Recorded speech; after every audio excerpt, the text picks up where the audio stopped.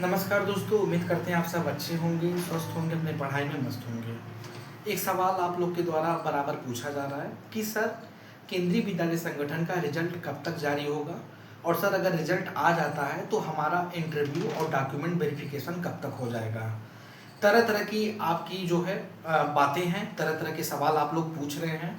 बहुत ज़्यादा कंफ्यूजन मचा हुआ है, आप लोग फ्रस्ट्रेट हो चुके हो कि इतना लंबा समय हो गया अब तक रिजल्ट नहीं आया, रिजल्ट क्यों नहीं आ रहा है।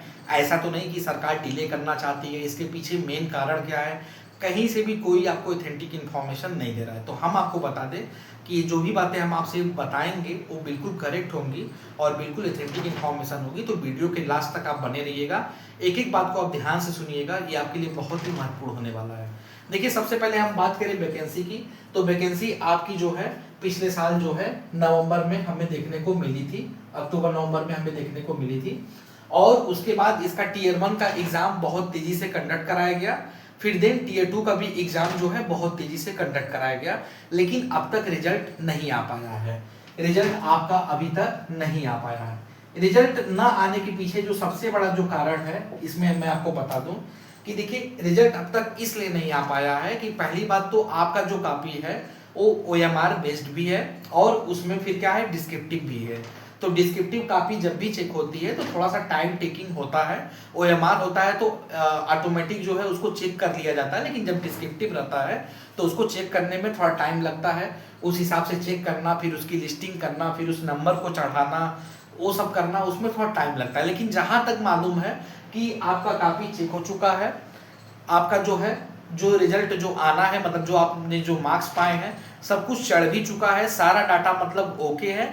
बस अभी क्या है कि कुछ मतलब प्रशासनिक बदलाव के कारण अभी मंजूरी नहीं मिल पाई है। प्रशासनिक बदलाव का मतलब कि जो हेडक्वार्टर होता है या जो विभाग होता है उसमें नियम कानून समय समय के साथ बदलते रहते हैं, और जरूर जब कोई वैकेंसी निकाली जाती है या कोई नई वैकेंसी आती है या कोई पुरानी वैकेंसी आती है तो उससे रिलेटेड बहुत सारे जो होते हैं काम होते हैं कि जिसको निपटाना पड़ता है, या बहुत सारे रूल रेगुलेशन होते हैं कि जिसको देखना पड़ता है। 2023 की वैकेंसी में आपने देखा कि किस तरीके से KBS की फर्जियत हुई, चाहे वो सब्जेक्ट कॉम्बिनेशन का मुद्दा हो, चाहे आपका जो है वहां पे 50% वाला विवाद का मुद्दा हो, या कुछ भी हो, हर चीज को लेके मतलब वहां पे काफी सारी दिक्कतों का सामना करना पड़ा। बहुत सारे अभ्यर्थी कोर्ट भी गए थे, बहुत सारे कोर्ट केस भी चल रहे थे, जिसको लेके KBS को काफी मतलब झेलना पड़ा था।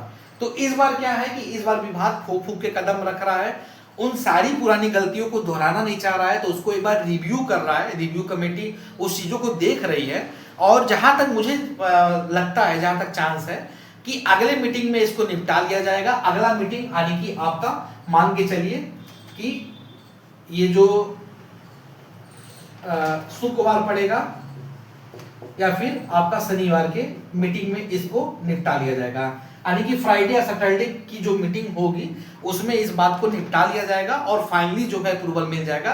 फिर देन आपका जो है रिजल्ट किसी भी समय जारी कर दिया जाएगा। जहां तक रिजल्ट की बात है, जो संभावना मतलब मुझे लग रहा है वो मैं आपको बता दूं कि रिजल्ट आपका 15 से 20 जुलाई के अंदर जो है रिलीज कर दिया जाएगा। इसलिए भी रिलीज कर दिया जाएगा क्योंकि ये वैकेंसी ऑलरेडी लेट हो रही है, बहुत लंबा सरकार इसको नहीं खींचना चाहेगी, क्योंकि छात्रों के बीच में एक उबाल है, एक रोष है, और जैसे होता है ना कि कई तरह की बातें हैं, सरकार की ऑलरेडी फजीयत हो चुकी है, तो सरकार इसको लंबा नहीं खींचेगी। जहां तक संभावना है कि 15 से 20 जुलाई के बीच में ये आपका जो है रिजल्ट यहाँ पर दे दे।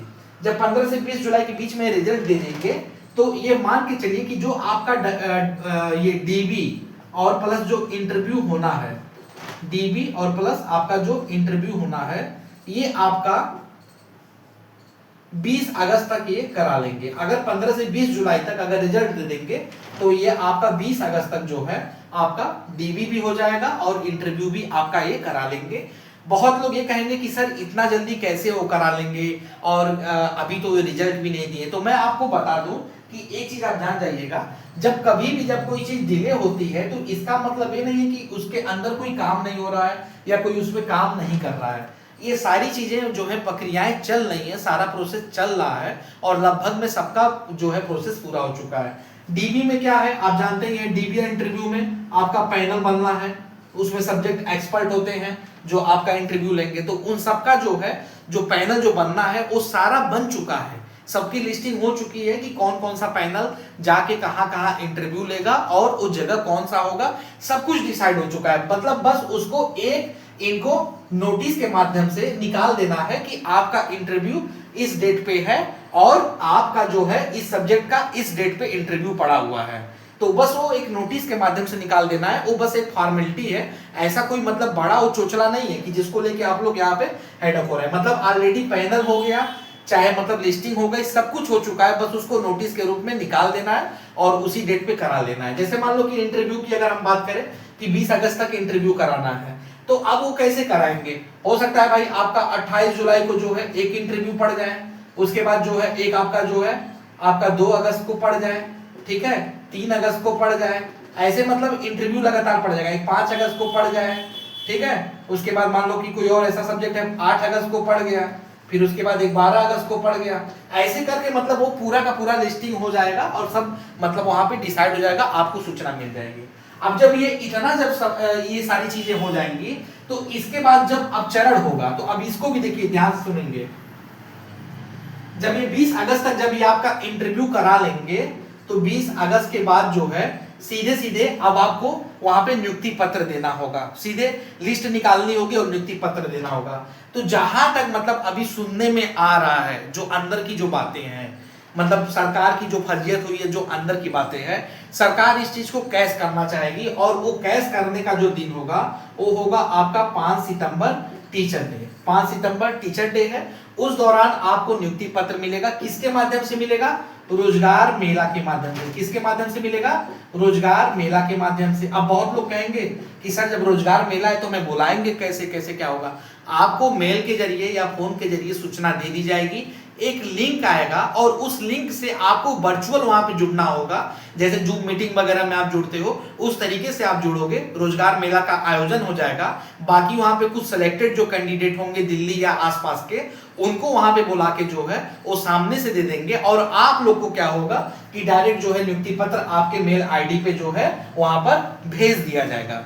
तो ये सरकार की प्लानिंग है कि अगर 20 अगस्त तक जो है आपका पूरा ये इंटरव्यू हो जाएगा तो ये मान के चलो कि 30 या 1 तारीख को लिस्ट आ जाएगी कि किन किन अभ्यर्थियों का वहां पे सिलेक्शन हुआ है। उसके बाद 2 से 3 तारीख में जो है रोजगार मेला वाला आपका वहां पे मेल आ जाएगा और फिर उसके बाद 5 तारीख को जो है आप वर्चुअल वहां पे बैठोगे, रोजगार मेला में आपको नियुक्ति पत्र मिल जाएगी। तो ये जितनी बातें आपको बताई जा रही है एक ठोस प्रमाण के साथ बताई जा रही है, करेक्ट बताई जा रही है। आप इसको यहाँ पे अपने कहते हैं ना माइंड में सेट कर लीजिए इस डेट को, और इस डेट पे ही होने वाला है। तो ये सारी चीजें देख लो। बाकी अब एक और जरूरी बात है, ये तो चलो बात हो गई, आपको मैंने बता दिया, तसल्ली दे दी। अब यहाँ पे कुछ मेन बातें करते हैं। जैसे जिन बच्चों का इंटरव्यू होना है खास तौर पे मैं उनको यहाँ पे गाइड करना चाहूंगा। एक डॉक्यूमेंट आप पहले बात इसको जान जाइए। देखिए 10th 12th UG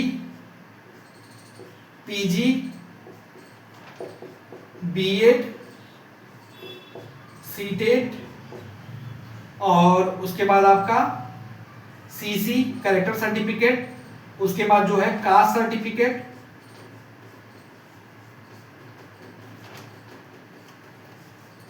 cast certificate, Aadhaar, PAN card और Aadhaar PAN card, 5 photo, admit card plus form xerox plus score card, ठीक है, स्कोर कार्ड हो गया। और इसमें क्या छूट रहा है? हाँ, उसके बाद आपका निवास प्रमाण पत्र, निवास प्रमाण पत्र। ये इतनी सारी चीजें आपको अपने साथ यहाँ पे कैरी करनी है। इसमें आप भूल मत जाइएगा, कोई भी एक डॉक्यूमेंट आपका नहीं छूटना चाहिए।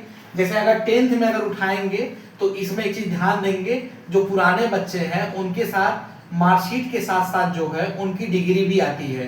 तो मार्कशीट और डिग्री आपको यहाँ पे दोनों चाहिए। जिनका एक साथ केवल एक ही आता है, मार्कशीट कम डिग्री आता है, उनको नहीं दिक्कत है, लेकिन जो पुराने बच्चे हैं 2008 या 9 के पहले वाले, उनका दोनों आता है। 12th में भी आपको यहाँ पे दोनों चाहिए, यूजी में भी आपको यहाँ पे दोनों चाहिए, यानी यूजी में आपको मार्कशीट भी चाहिए, डिग्री भी चाहिए। यूजी में आपको 3 साल का चाहिए, देखिए फर्स्ट ईयर, सेकेंड ईयर और उसके बाद यहाँ पे थर्ड ईयर, ठीक है। पीजी में अगर आपका सेमेस्टर है तो सारे सेमेस्टर का चाहिए, नहीं तो अगर ईयर है तो आपको पहले साल का और उसके बाद दूसरे साल का यहाँ पर चाहिए, और प्लस डिग्री तो चाहिए ही चाहिए। बीएड में भी यही कहानी है कि आपको पहले साल का भी चाहिए, दूसरे साल का भी चाहिए और प्लस डिग्री चाहिए। और बाकी कैरेक्टर सर्टिफिकेट की जो लोग बात कर रहे हैं, पुराना नहीं चलेगा। आप करंट में जो आपका लास्ट इंस्टीट्यूट होगा वहां पे जाके आप या उस यूनिवर्सिटी से जाके एक बनवा लीजिएगा, या नहीं तो अपने तहसील में जाके आप कैरेक्टर सर्टिफिकेट के लिए बोल दीजिएगा, वो आपको बना के दे देंगे। कास्ट सर्टिफिकेट वाले बच्चे स्पेशल ध्यान देंगे कि अगर आपका कास्ट सर्टिफिकेट क्रूशियल डेट का नहीं है तो आपको इसके साथ एफिडेविट लगाना है। 2 एफिडेविट लगेंगे, एक अभी आपका तत्काल लगेगा और एक जब डीबी का जब मेल आएगा तब लगेगा। तो कास्ट सर्टिफिकेट वाले जिनका क्रूशियल डेट का नहीं है और अभी तक एफिडेविट नहीं बनवाए हो बच्चे, तो इसको रेगुलेशन वाइज एफिडेविट बनवा लीजिए, नहीं तो आपका अभ्यर्थन इसके बेस पे ही निरस्त हो जाएगा। तो इस चीज को बहुत ध्यान से आप देख लीजिएगा। बाकी आधार कार्ड आपका रहेगा, पैन कार्ड रहेगा, 5 फोटो आपको लेके जाना है, एडमिट कार्ड आपके साथ रहेगा ही रहेगा, और आपका जो फॉर्म आपने भरा है उसका जिरॉक्स भी आप रख लीजिएगा। कोई पैनल वहां पर मांगता है इंटरव्यू वाला, तो उसको वहां पे देना पड़ता है। स्कोर कार्ड भी जो है आपको रख लेना है। स्कोर कार्ड मतलब लास्ट में जो लिस्ट आएगी उस लिस्ट की एक फोटोकॉपी निकाल के और उसको हाइलाइटर से हाईलाइट करके उसको भी लेके जाना है। निवास प्रमाण पत्र भी आप अपने साथ रख लीजिएगा। तो ये इतने सारे जो मैं डॉक्यूमेंट बता रहा हूं, इन सारे डॉक्यूमेंट्स का आप 2 सेट बनाएंगे। कितना बनाएंगे? 2 सेट बनाएंगे और यही 2 सेट लेके वहां पर जाएंगे। और तो और अगर किसी डॉक्यूमेंट में कोई एरर है, जैसे सपोज दैट आधार कार्ड में पिताजी के नाम में मिस्टेक है, या आपके किसी 10th या 12th या यूजी के मार्कशीट में कोई मिस्टेक है, बड़ा मिस्टेक है, छोटा मोटा मिस्टेक हटा दो। जैसे मान लो किसी का कुमारी है, या मान लो कि किसी का मान लो कि स्पेलिंग में कहीं मतलब एक अक्षर का मिस्टेक है, एक अक्षर का मिस्टेक है, उसको हटा दो। और लेकिन किसी का बड़ा मिस्टेक है कि जैसे मान लो कि पिताजी के नाम में जो है कास्ट नहीं लगा हुआ है, बाकी जो है सब में कास्ट लगा हुआ है, या कहीं आपके नाम में कोई त्रुटि है, आपके नाम में जो है आपने लिखा है तो वहां पे टाइटल कुछ और लिखा है, फिर नाम कुछ और लिखा है। अगर इस तरह से अगर मिस्टेक है तो इसको फौरन आप सुधार करवा लीजिए, नहीं तो फिर इसमें आपको दिक्कत हो जाएगी। और अगर फौरन सुधार नहीं हो पा रहा है तो इसके लिए एक आपको इंडेक्सिंग एफिडेविट बनाना है। क्या बनाना है? इंडेक्सिंग एफिडेविट बनवाना है, कि जिसमें सारी चीजों को इंडेक्स करते हुए और वहां पे आपको प्रमाणित करना होगा कि आगे जाके जब हम नियुक्ति ले लेंगे तो इसको हम सही करवा लेंगे। तो ये जितना मैं बता रहा हूं, चाहे आधार कार्ड का मिस्टेक हो, चाहे पैन कार्ड का मिस्टेक हो, चाहे आपकी किसी मार्कशीट का मिस्टेक हो, इन सबको सही कराते हुए सबका जो है 2 सेट बना के अपने पास रख लेना है। कहीं कोई चीज अगर नहीं समझ में अगर आपको आएगी तो डिस्क्रिप्शन बॉक्स में मेरा मोबाइल नंबर है, वहां से संपर्क करके आप पूछ लीजिएगा, आपको गाइड कर दिया जाएगा। आज के लिए इतना है, बाकी अगर आप कुछ और पूछना चाहते हैं तो आप सभी का स्वागत है। बहुत बहुत धन्यवाद।